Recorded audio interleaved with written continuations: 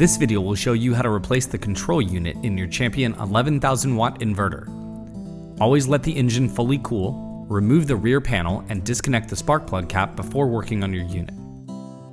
Step 1. Use a Phillips screwdriver to remove the 2 screws holding on the battery access cover and disconnect the battery. Then remove the 4 bolts holding on the side access panel with an 8mm socket and remove the side access panel to locate the control unit. Step 2. With an 8mm socket, remove the 2 bolts holding on the yellow wires in the bottom corner of the control unit, and remove the bolt holding on the small black wire in the top corner of the control unit. Step 3.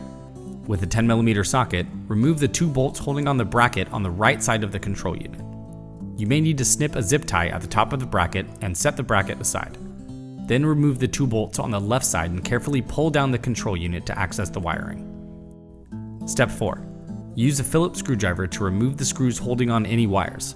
Then unclip the wire connectors and keep track of all the connections so you can easily reconnect the control unit. Then remove the control unit and remove the remaining bracket with a 10mm socket. Step 5.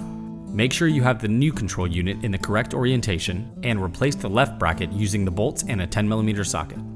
Then take the new control unit and reconnect the wire connectors and wires, ensuring that all wires are in the correct place and orientation. Now reverse these steps to reassemble your unit.